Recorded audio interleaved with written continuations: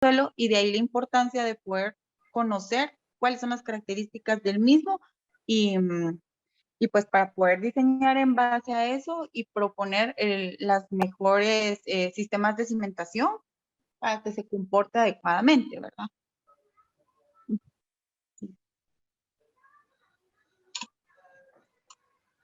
Ok, cuando hablaba del tema de las ciencias auxiliares, era lo que veníamos platicando de la mecánica de suelos, los ensayos de límites, granulometría, densidad, Proctor, CBR, infinidad de ensayos, todos normados. Entonces ese es el trabajo muy pegado del laboratorio, ¿verdad? El poder presentar esos ensayos de suelos y de ahí viene la etapa de poder interpretar esos resultados. Y con el tema de la geofísica, como les comentaba, sí estudiamos propiedades físicas de la Tierra, pero son métodos que no precisan que nosotros tengamos el suelo en mano como tal, sino que infieren. Y ahí más adelante vamos a ver qué metodologías hay. Y luego la geología para poder ver cruzamientos, ubicación de fallas, lo que platicábamos, edad de las formaciones, si son rocas metamórficas, ígneas, sedimentarias y esto, ¿verdad? Ok. Entonces, en el cuadro superior, acá cuando les hablaba de la mecánica de suelos, podemos ver la copa de Casagrande, que sería el primer gráfico. Es un ensayo de límite líquido. A mí me encanta el tema de los límites líquidos y plásticos. Al final, esto si lo conjugamos con lo que son granulometrías, nosotros podemos llegar a clasificar un suelo. Si es una arena limosa, si es una grava arenosa, si es esto. Tenemos el método de SUC, tenemos para el caso de edificios, edificaciones, y tenemos el método de la AASHTO, que va para los estudios geotécnicos de carreteras. Entonces, si nosotros logramos conjuntar esto, ya podemos empezar a clasificar ese suelo que tenemos ahí. Luego la siguiente imagen es de un pozo que nosotros hicimos para ver el tema de infiltración. En este caso era una arcilla orgánica. Entonces pasamos 2 días y habíamos llenado el pie cúbico y solo bajó 1 centímetro en 2 días. Entonces ahí, por ejemplo, si alguien piensa poner pozos de absorción, eso jamás le va a funcionar, ¿verdad? Pero ahí es la importancia de ir haciendo el ensayo, ir analizando, el saber el tipo de material y en dónde estamos parados, ¿verdad? Acá tenemos otros ensayos, el ensayo de SPT, que es un ensayo muy conocido y que ha agarrado mucho auge por el tema de que no necesitábamos excavar, ¿verdad? Nosotros llegamos al punto, perforábamos, yo les comentaba, aquí en Quetzaltenango nosotros hemos llegado a 20 metros de profundidad. Ya en la ciudad capital, por la demanda y todo el tipo de infraestructura, pues sí se van más hacia abajo, ¿verdad?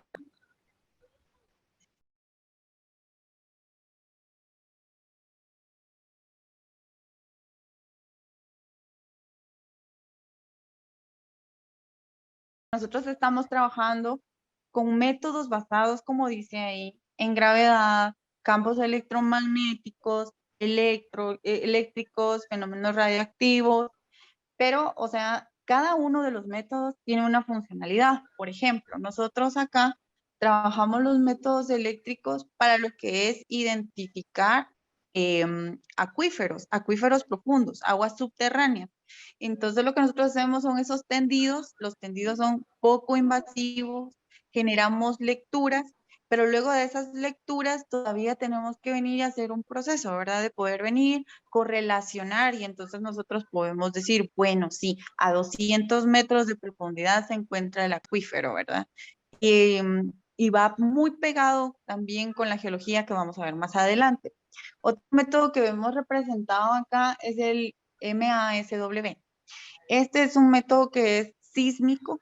El objetivo de este es colocar unos geófonos en el suelo, se da un golpe en el mazo de una placa metálica como el de la figura que está en medio y entonces la computadora registra esas velocidades, esas ondas que se transmiten a través del suelo y luego estos valores nuevamente los correlacionamos con tablas y también apoyándonos de la geología y podemos determinar los espesores, generar tomografías, también se puede con lo que es un método eléctrico y en este caso también podemos tener como una especie de tomografía que nos permita identificar la velocidad de onda de cada estrato. En el caso de arriba, por ejemplo, las velocidades de onda son muy bajas. Eso quiere decir que es el blando.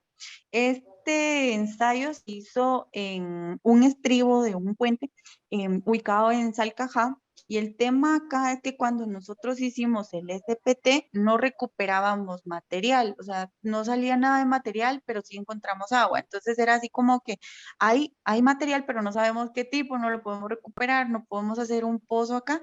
Entonces acudimos a la geofísica, ¿verdad? Entonces la geofísica nos apoya y ya podemos correlacionar con los datos de la mecánica, unimos también con la geología, y en este caso eran sedimentos que venían arrastrados, y entonces, ¿cuál es la recomendación en este punto? Pues no cimentemos ahí, vayámonos un poco más atrás, porque estamos viendo que ese suelo no tiene la capacidad de carga que nosotros necesitaríamos para ese tipo de infraestructura, ¿verdad? Entonces, así es como nos vamos apoyando con estas disciplinas. Y en el tema de la geología vamos con edades de formación, vamos con materias del globo, vamos con alteraciones. Acá yo les puse algunas imágenes. La que más me ha encantado durante todo el trabajo que he tenido en estos años es quizá esta donde pueden apreciar la ficha de 25 centavos que está abajo. Me sirve para tener una referencia de escala. Pero este estudio nosotros lo realizamos en Livingston y Zaval, y ahí hay una formación de coral. Cuando nosotros hicimos nuestros SPTs, sacábamos conchitas en la recuperación.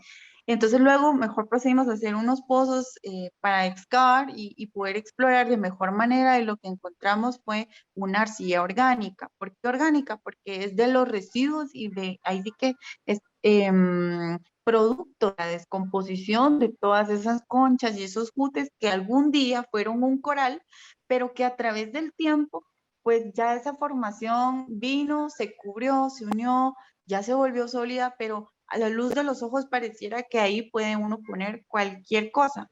Sin embargo, ya uno sabiendo que es una arcilla orgánica, que es un suelo expansivo, y adicional que encontramos nivel freático, entonces empieza a considerar ciertas situaciones, ¿verdad? Eh, a ver si la carga que vamos a poner es puntual, si la carga va a ser distribuida. Y nosotros decimos, bueno, para evitar asentamientos podemos decir una losa de cimentación, ¿verdad? O en algún punto, como el SPT fue rechazado, entonces podemos poner pilotes. Y aquí lo que se dijo fue, bueno, evacuar el área, el agua del área, y dependiendo de la carga podíamos optar por un sistema de losa de cimentación o pilotes, siempre y cuando se recomendaban que se hiciera también MASW, que es geofísica que se vio antes, ¿verdad? Porque lo cierto es que en el camino, en el proceso, muchas veces nosotros vamos a contemplar cierto método, pero cuando lleguemos a campo y veamos las condiciones reales, no vaya a coincidir con lo que teníamos planteado inicialmente, y la norma lo contempla. A la par de esa imagen, nosotros vemos una donde hay una flechita. Esa imagen es del hundimiento que hubo en Villanueva. Ustedes se recordarán, ese caso fue muy sonado porque ahí todo inició por un tema de una falla que se atribuía a la tubería. Pero luego también se evidenció que había una falla geológica en Villanueva, en Pinula, y como en otros lugares hay fallas activas, y entonces las podemos identificar, y espero que ustedes lo puedan vislumbrar allá, porque el estrato de arena pómez, el blanco no coincide, o sea, ya hubo un desfase, ¿verdad? Entonces ahí hay una falla que en algún momento puede activarse, pero de que existió, existió, porque si no, no podríamos tener ese desnivel en ese punto, ¿verdad?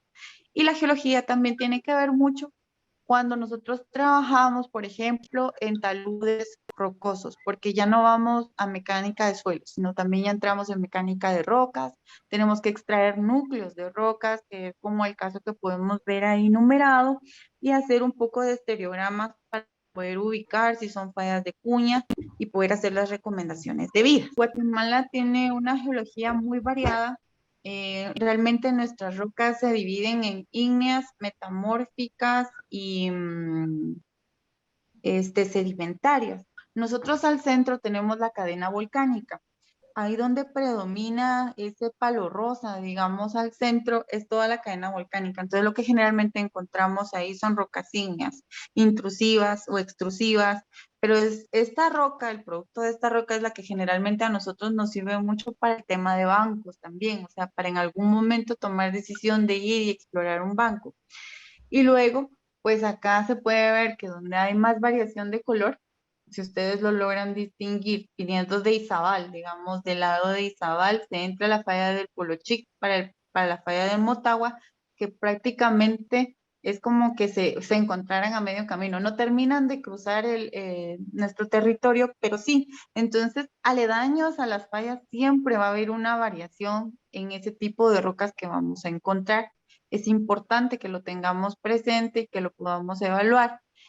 A nosotros nos sirve mucho, por ejemplo, para los estudios hidrogeológicos, cuando estamos buscando agua, el saber que obviamente todo lo que nosotros encontramos en la franja roja abajo son sedimentos fluviales, son producto de, ahí sí que va a encontrar uno mucho lo que es roca redonda, que sería canto rodado, producto de de los ríos que corren y todo, y esto va a facilitar que nosotros podamos captar el agua, algo que no se da en una roca metamórfica. Entonces, así es como nosotros nos vamos apoyando de estas ramas para poder en algún momento tomar decisiones y sobre todo, pues, hacer las recomendaciones del caso, ¿verdad? Por nuestra expertise en nuestro trabajo, podernos ubicar dentro del departamento y saber qué formaciones podemos tener y así en algún momento tomar la mejor decisión, ¿verdad? Porque si yo me voy muy para el sur, yo sé que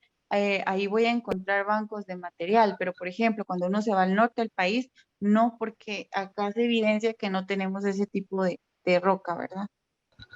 A nivel de Guatemala, nosotros ya tenemos, como les comentaba, lo que es la NC 2.1, que es para la elaboración de estudios geotécnicos. La importancia de estos es poder reconocer el terreno, el subsuelo, lo que va a estar en contacto con nuestra cimentación y esto va a servir de base para el diseño estructural. A la fecha nosotros tenemos estudios geotécnicos tipo 1, tipo 2, tipo 3 y tipo 4. Ahorita vamos a hablar un poquito rapidito acerca de cada uno de ellos para que ustedes tengan una idea de dónde aplica cada uno de ellos y en algún momento si lo requieren pues también ir a la norma, que es importante, ¿verdad? Tener presente que sí existe esta norma y que les puede servir de guía según lo que ustedes estén trabajando para saber qué estudios solicitar. El estudio tipo 1 es un estudio geotécnico básico. Se dice para obras utilitarias en terrenos no sujetos a amenazas geológicas. Hablamos de que estos no deben de exceder más de 200 metros cuadrados. Casi nunca, se dice que en una obra utilitaria casi nunca va a haber presencia de personas, o sea, no va a ser habitada por la población. Entonces, por eso se dice que es utilitaria. En este caso, ¿qué podría ser para un tipo 1? Ah, bueno, para una bodega, por ejemplo, ¿verdad? Ahí nosotros solo vamos a ir a almacenar, ahí no va a haber fiesta, ahí nadie va a vivir. Pues entonces ahí aplicaría en esos casos tomando en cuenta la restricción de los 200 metros cuadrados, entonces nosotros aplicamos este estudio. El tipo 2, que sería el siguiente, estamos hablando de que son obras ordinarias para construir en terrenos siempre no sujetos a amenazas geológicas. Acá nosotros encontramos las viviendas y encontramos edificios que tengan una ocupación máxima de 300 personas. O sea, de 300 personas para abajo, nosotros podemos hacer un estudio geotécnico tipo 2. Luego, para poder, digamos, subir de categoría, nosotros decimos, bueno, ya ¿cuándo voy a necesitar un estudio geotécnico tipo 3? En primer lugar, porque ya la construcción va a albergar a más de 300 personas y eh, adicional, exactamente, estas obras se dice que también son todas las del gobierno. Todas las obras en las que invierte nuestro gobierno tendrían que tener em, ese tipo 2. El tipo 3, perdón, Para este es cuando nosotros ya empezamos a tener otro tipo de ocupación. Dice importante. Importante con más de 300 habitantes, y en este caso nosotros cuando hacemos un estudio geotécnico tipo 3 ya empezamos a meter geofísica. Anteriormente no, solo utilizamos mecánica de suelos, y ya en este punto nosotros sí ya hacemos geofísica, ya podemos hacer tomografías, ya podemos hacer MASW, podemos hacer refracción sísmica. Eso es importante. Por ejemplo, yo no sé si ustedes se acuerdan, y vuelvo nuevamente al caso de Villanueva, que fue muy sonado, y yo me recuerdo que cuando fue ese problema yo decía, híjola, le va a llevar mucho tiempo poder presentar una solución, pero hicieron lo que se les vino, ¿verdad? Que fue rellenar, y rellenamos, así como todos, ¿va? Tapar el agujero, y lo importante es tapar el agujero y ya nadie va a decir nada. Y realmente eso hicieron. Pero si ellos hubieran tomado en cuenta que realmente ya tenían esa amenaza geológica de una falla abajo, y de que nunca evidenciaron que realmente había una tubería rota, entonces se hubieran podido alertar, ¿verdad? Porque realmente ellos, ese trabajo paliativo, esa mitigación que aplicaron no era la correcta, pero no era la correcta porque ellos no hicieron un estudio de investigación para poder identificar realmente cuál era la causa de ese hundimiento. Entonces acá es donde yo les digo, acá nosotros tenemos que ser muy prudentes, ¿verdad? O sea, saber reconocer hasta qué punto eso lo voy a rellenar, porque yo no puedo decir que me falló una tubería si yo no tengo, pues, a qué profundidad me falló, en qué punto, o si la voy a reparar o no, ¿verdad? Y para eso no necesariamente tenían que excavar. Podían hacer una tomografía, que es un método geofísico, crear la sección y poder identificar el diámetro del tubo, poder identificar si el suelo alrededor del tubo tenía mayor humedad. Eso quería decir que tenían una fuga o situaciones como estas, ¿verdad? Entonces sí es importante saber que en este caso el estudio que debieron haber aplicado iba de un 3 a un 4, que es el que sigue. Este estudio tipo 4 va para obras esenciales. Una obra esencial puede ser una represa, son todos los hospitales porque estos tienen quirófano y funcionan 24 horas. También se considera una obra esencial aquellos puentes que están en las rutas principales de nuestro país, la policía, los bomberos, las cárceles, porque pues no puede ser que al momento de un evento, ¿verdad? Ellos sean los primeros en salir. Entonces, es importante que nosotros en ese caso podamos aplicar ese tipo 4. Y aquí es que aparece, este se hace cuando se ha identificado una amenaza geológica evidente. ¿Y qué es una amenaza geológica para nosotros? Bueno, en la siguiente presentación podemos ver que dice que una amenaza geológica puede ser, bueno, no lo dice específicamente, pero solo lo vamos a platicar, que puede ser un deslizamiento, un derrumbe. En la primera imagen, nosotros lo que podemos observar es que hicieron una excavación para un sótano, pero esa parte donde se ve la zapata volando se les derrumbó. Yo creo que cuando hacemos este tipo de excavaciones, nosotros ya sabemos que hay una amenaza, ¿verdad? O sea, tenemos que considerar que muy probablemente, pues nosotros estamos irrumpiendo en esa estabilidad que tenía el suelo, estamos creando taludes de 90 grados, y no todos los suelos tienen la capacidad de mantenerse firmes.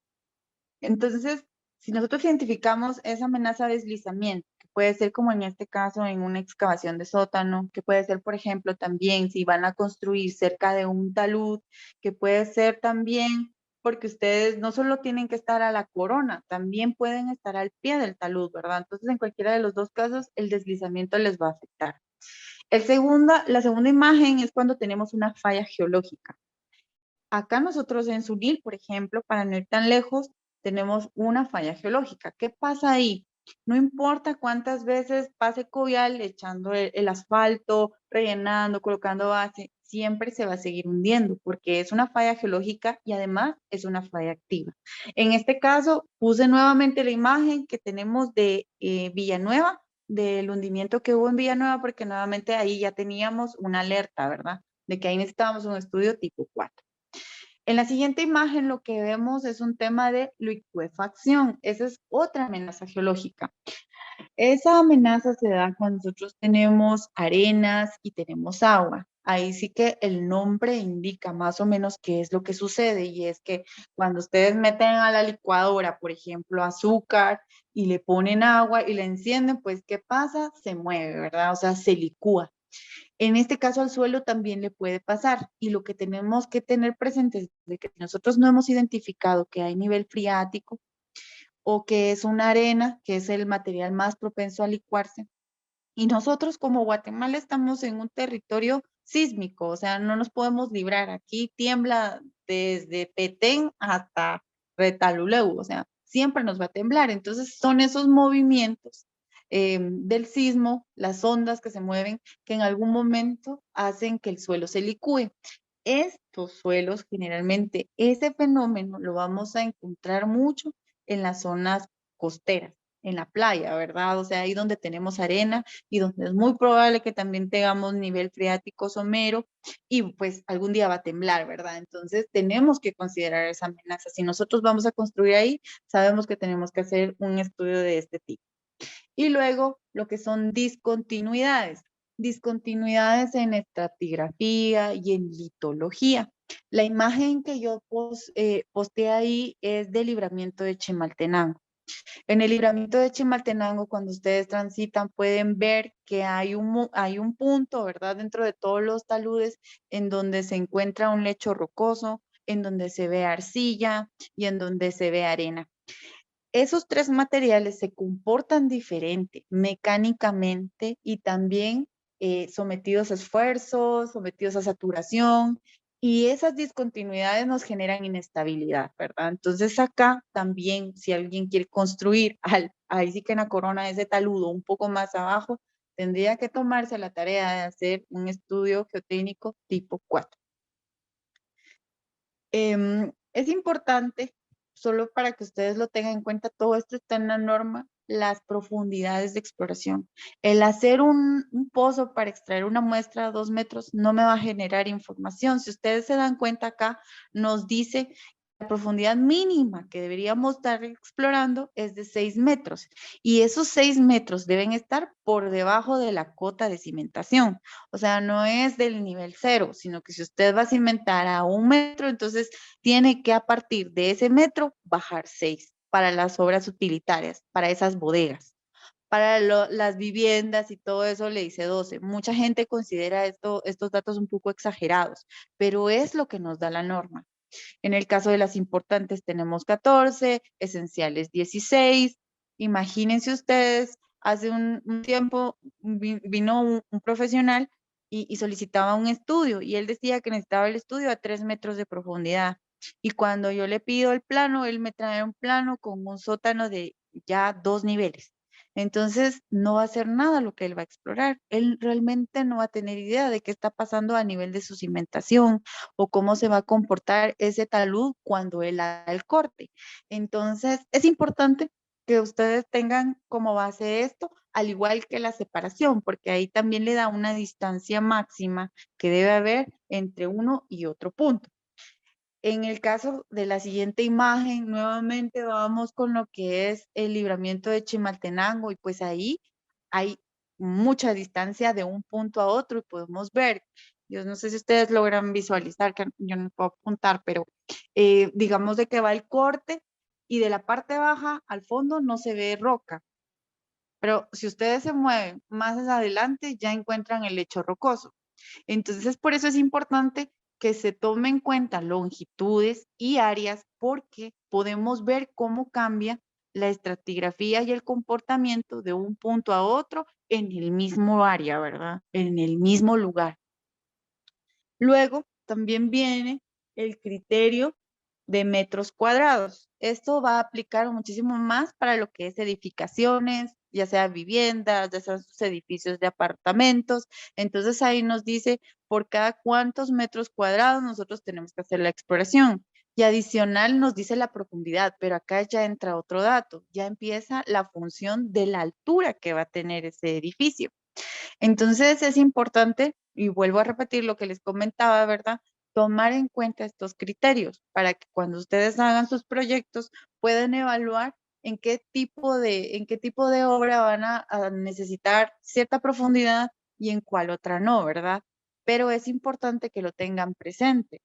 Y como les digo, o sea, siempre es a partir de la cota de cimentación, ¿verdad?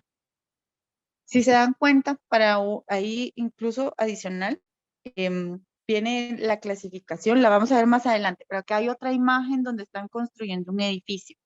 Y si ustedes se dan cuenta, si nosotros hubiéramos venido a explorar al nivel del suelo, que es allá donde se ven los árboles, alguien viene y puede solo explorar 2 metros.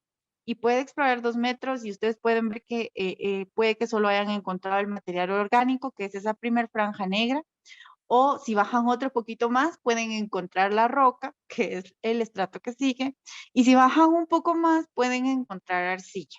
Y entonces realmente, ¿en qué estrato van a cimentar, verdad? Si solo exploraron el superficial.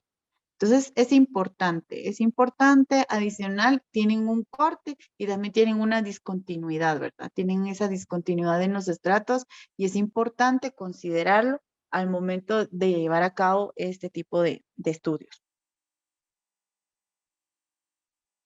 Como les comentaba, aquí hay una tabla específica para lo que son los puentes. Muchas veces viene, mire, yo necesito un estudio para un puente y necesito solo un ensayo y un ensayo a 8 metros de profundidad. Bueno, pues no es tan así. O sea, la norma nos dice que si tiene hasta 3 carriles, o sea, de 1 a 3 carriles, tiene que hacer un sondeo, pero un sondeo por apoyo, porque el puente tiene 2 apoyos como mínimo, ¿verdad? Uno, si usted quiere salvaguardar un río, pues lo tiene de un lado y lo tiene del otro. Entonces le dice que tiene que ser por apoyo. Y si tiene más de 3 carriles, ya le pide 2 sondeos por apoyo.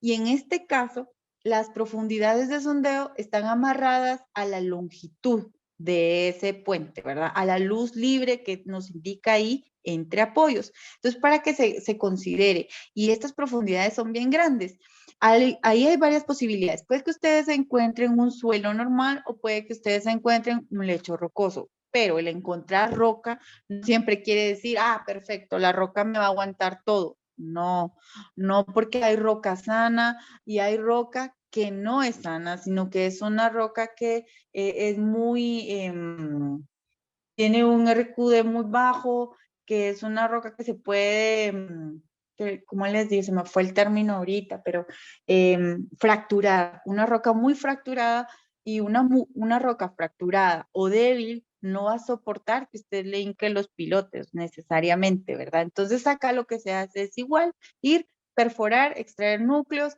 y ahí va viendo uno qué tan sano o qué tan no sano es el material que va a tener como soporte de su estructura. Adicional, este cuadrito me encanta porque nos sirve mucho de ayuda, sobre todo ustedes cuando ven todo el tema de urbanizaciones, la cantidad nuevamente de esos sondeos, ¿verdad? Nos dice que para una manzana edificada necesitan 4 sondeos de 6 metros de profundidad. También nos dice el tema de estudios geotécnicos para calles, porque también se hace para las calles. Solo que en este caso nosotros no hacemos un ensayo de SPT o no hacemos un ensayo de corte directo y no utilizamos la clasificación SUX, sino que nos vamos a AASHTO y en este caso se hacen siempre calicatas. Acá en esta norma le dicen 1 metro para urbanizaciones, pero cuando uno presenta los estudios entre caminos, o Covial, ellos le solicitan que esos pozos exploratorios tengan 1.50 metros de profundidad para que ustedes lo tomen en cuenta. Si van y quieren construir un tanque elevado, igual, un sondeo de 10 metros de profundidad. Incluso hasta nos da ahí temas de volumen, del volumen de agua que va a tener allá arriba, porque va muy, muy ligado, ¿verdad? El tema de la carga. Y luego tenemos también para depósitos de agua, cisternas, plantas de tratamiento, o sea, realmente esta guía nos permite a nosotros poder decidir esas profundidades, esas cantidades en función de las características de nuestro proyecto, de las áreas, de las cargas, de esa funcionalidad que van a tener a la larga, ¿verdad? En el caso de las calles, nosotros hacemos esos estudios geotécnicos con ensayos de CBR, con ensayos de Proctor. Nosotros vemos si hay hinchamiento, si no hay hinchamiento, si hay agua, si no hay agua. Veamos el caso de Tecpan, donde ahí hay mucha humedad y el suelo es arcilloso. Entonces, ¿qué pasa? Que el suelo es muy propenso a hincharse y en el invierno, ¿verdad? Porque le cae agua y la arcilla se hincha, pero luego viene el verano y entonces otra vez vuelve a su estado normal. Entonces esa contracción y el hinchamiento permiten que al momento del tráfico se vayan quebrando esas losas donde nosotros transitamos. Idealmente, si nosotros sabemos que no vamos a poder curar ni quitar toda el agua, podemos, por ejemplo, como una medida paliativa, colocar un drenaje francés, hacer uso de geotextiles, o sea, proponer unas soluciones, porque realmente el estudio geotécnico también se trata de eso, de proponer la mitigación para todas las circunstancias que vamos encontrando en el proceso de investigación. Y acá lo que pueden ver es un STPT, que es un sondeo que realizamos nosotros para lo que es la planta de tratamiento que se construyó en un condominio acá en Quetzaltenango. O sea, al final, realmente todos los proyectos necesitan de este tipo de investigación, de este tipo de estudios, porque nos van a permitir finalizar de la mejor manera la infraestructura en su momento, ¿verdad?